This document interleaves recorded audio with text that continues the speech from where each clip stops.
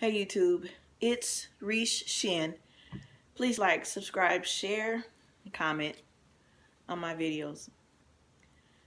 So for me, my part two of me being in my feelings about R. Kelly. One, I get it. I got this information about Sparkle's niece. And it wasn't her cousin, it was her niece. And that was in that tape. It was her niece. So I don't have torn feelings about this. The man videotaped himself peeing on a 14-year-old girl. She didn't flinch, so she was used to it. And I've seen a lot of comments on different YouTube channels. What I get is that people, because of his fame and something that everybody aspired, I won't say everyone, but a lot of people aspire to attain, he attained what they aspire to attain: fame, fortune. And so it's almost as if these children were sacrificed in the name of his talent. Because to this day, there are people that don't believe that either that it happened, or they blame the girls that it happened. Of course, the parents are complicit, as well as his any business associate that knew about it, any of his staff that knew about it, anyone that was on the road that knew about it. The man is a pedophile. Now, the problem that I have with this is that so many people participated in allowing him to be a pedophile. They didn't stop this. They didn't put a kibosh on this. They didn't report. No. And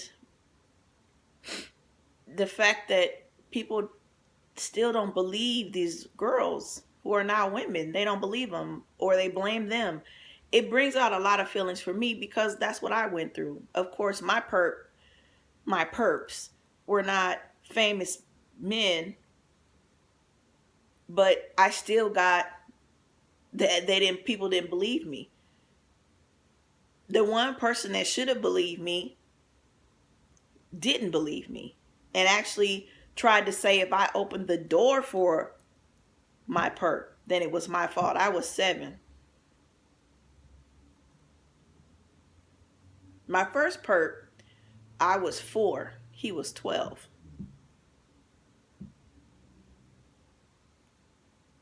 And everyone thought he was the babysitter's son. Everybody thought it was so cute. This 4-year-old girl had a 12-year-old boyfriend. She's calling it a 12-year-old boyfriend. No, he was perping on me. He was not my boyfriend. I'm 4. How does a 4-year-old have a 12-year-old boyfriend? I can see a 4-year-old calling another 4-year-old, even a 5-year-old. I've seen that. And that was innocent. That's harmless. But he was 12. You're gonna say I was really mature for 4? That when I was 7, he was a grown man. I was 7, he was like 25, 26. He perped on me. He had access to me. And he perked several times on me. I was 7.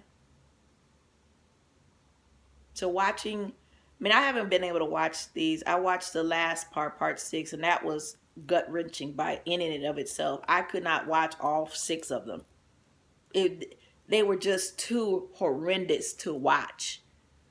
It was just so painful to watch. And I end up reliving some things. It wouldn't shock me. I know as a survivor, I was triggered, so I can only imagine that it triggered other people, that it triggered other survivors that probably are having to do some serious, some going back and redoing their work so that they can understand that what happened to them was not anything they did. It wasn't their fault. And I don't know about anyone else that's a survivor, but I know as a survivor for me, the more I hear people denying that this even happened or blaming the girls, it just, you can blame the mothers and fathers all you want to because they are complicit. But you gonna blame the girls? They did. Why? Today I was watching Vlad TV, and he had an interview with Nick Cannon, and Nick Cannon was talking about how a lot of celebrities mess with underage girls. And see, me even saying mess with, no, they perp on. They don't mess with, they perp on. And, and he brought up Jerry Lee Lewis. Definitely, she was 12. He was a grown man. His cousin was 12. I didn't know about Marvin Gaye. Supposedly his wife was 16.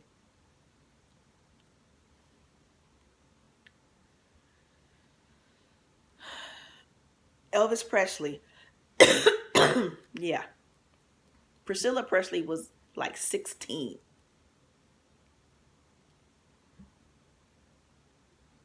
We know that it's not unheard of for an older guy to want to involve themselves in a younger woman's life sexually. I've heard a couple of times people talking about, well, he wasn't trying to just have sex with them and just discard them. He was trying to have relationships with them. Kidnapping someone and not letting them out is not a relationship. Controlling what they eat is not a relationship. Smacking them, beating them, that's not a relationship.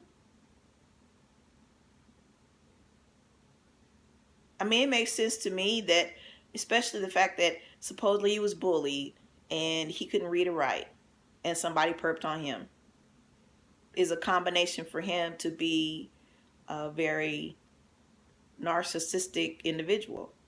And it all is about control. Yeah, okay, I get that. I mean, I don't condone it at all. I really don't understand it. I'm like, yeah, I've seen that. But it's no excuse.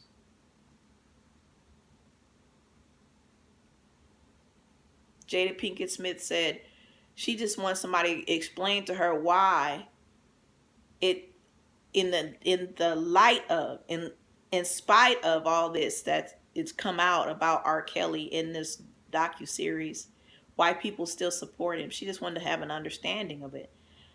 I'll be honest, I don't want to understand why you want to support that man. I don't want to understand where you're coming from on that. As a survivor, it just hurts too much.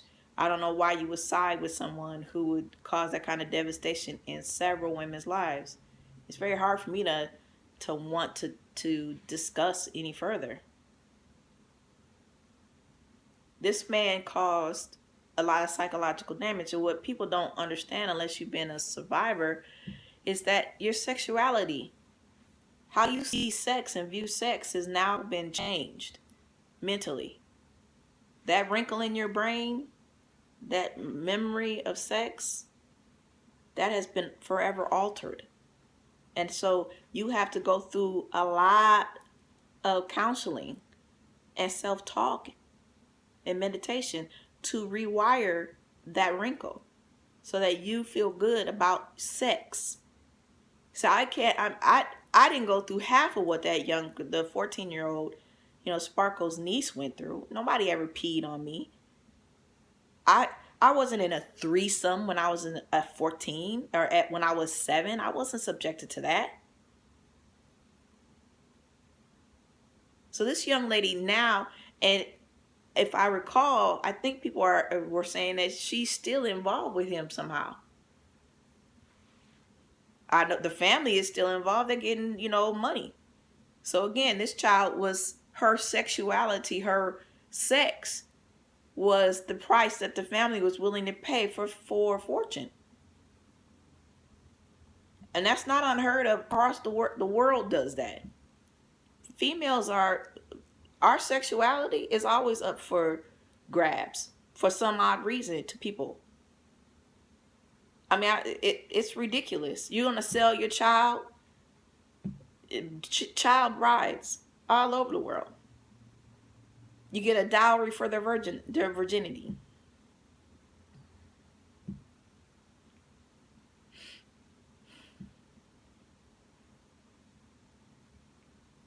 I mean, females are not. We are not protected. We have to protect ourselves.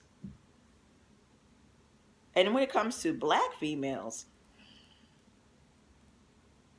when I heard about the juror who on the R. Kelly's that was on the was one of the jurors of the in the jury for R. Kelly's case, said the reason why he voted against these girls was because he didn't like how they talked and he didn't like how they dressed, as if that has anything to do with the case, as if that has anything to do with the law.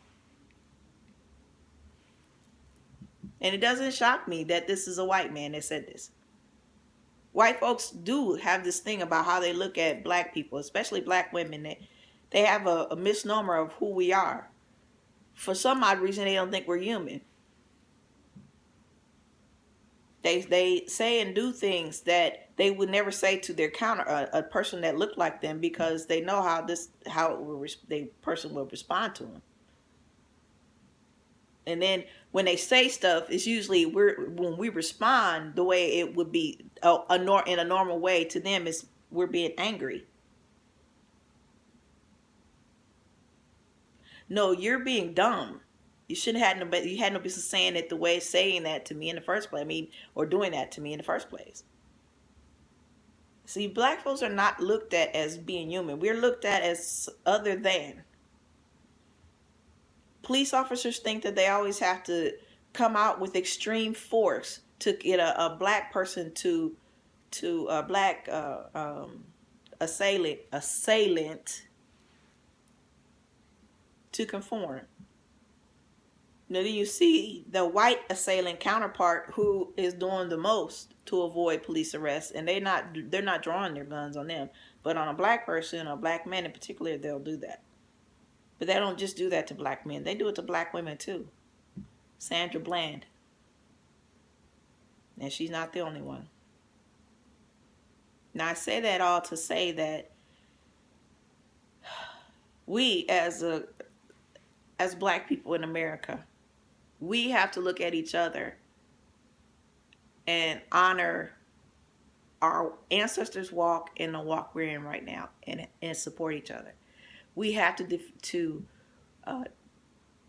be there for our children. When I say be there for our children, that's such a general statement, but literally take the time to discuss with our daughters. Twerking is not a thing you want to do, and being online showing your tail, that's not what you don't. Our children are over sexualized. We have to stop that. We have to be definitely the adults in the room and stop that. You know, in this new day and age with all this social media, children are being bombarded with overly sexual images. And that's just the beginning. That barely even scratches the surface, to be honest with you, but it's a start. It's a start. I mean, we need to really do some soul searching and put some better protection measures in place over our children, over our women, over our men. Again, I'm definitely in my feelings. It hurts a lot. That's why I couldn't watch them all. I knew I wasn't going to be able to. You know, I'd been boo-hooing and bawling. I could barely watch the last one without there being tears in my eyes. It's tragic. It's tragic. Now we have the arduous task of putting measures in place to prevent this from ever happening again, and stop what is currently still going on. Uncle Tim asked, so what's going to happen to R. Kelly now? Is he going to do some jail time now? Are we going to, somebody going to go in those houses and see if those girls are okay? You know, do a wellness check on those children, on those girls? We going to do that now?